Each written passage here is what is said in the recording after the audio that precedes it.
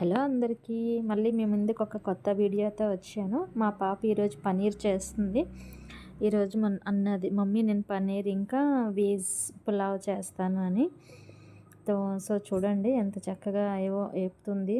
ఏదో మసాలా చేసింది, కాజు పోస్తూ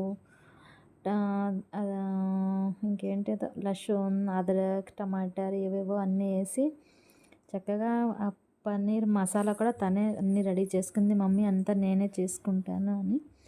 ఇప్పుడు చూడండి, గ్యాస్ దొరక్క ఇండక్షన్లో వండుకుంటున్నాము. ఇప్పుడు మళ్ళీ గ్యాస్ మీద షిఫ్ట్ చేసింది, ఎందుకంటే మాకు కొంచెం పని మీద బయటికి వెళ్ళాలి, మార్కెట్కి వెళ్ళాలి గిఫ్ట్స్ కొనడానికి. మా ఫ్లాట్లో చాలామందికి ఫంక్షన్, పిల్ల ఒకటి ఉంది, ఒక చిన్న పాపకి పేరు పెట్టిన రోజు కూడా ఉన్నది. దానివల్ల చూడండి పన్నీర్ ఎంత చక్కగా వేపుతుంది. అందుకే గ్యాస్ మీద అయితే బేగ్ అయిపోద్దని ఇప్పుడు గ్యాస్ మీద చేస్తుంది. చూడండి చక్కగా కర్రీ ఏంటది, కొత్తిమీర కూడా వేస్తుంది ఫైనల్గా.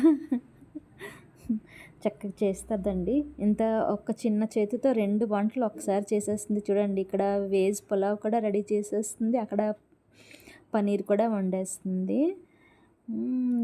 చక్కగా ఏదో గాజర్, మటర్ ఏవో కొంచెం గరం మసాలా దినుసులు కూడా వేసిందండి. చూడండి, చక్కగా చదువుతూ ఏదో చిన్న చిన్న పనులు నేర్చుకోవడం అంటే చాలా ఇష్టం. చక్కగా చేస్తుంది మా పాప, చాలా మంచి పాప. చూడండి చక్కగా కలుపుతుంది.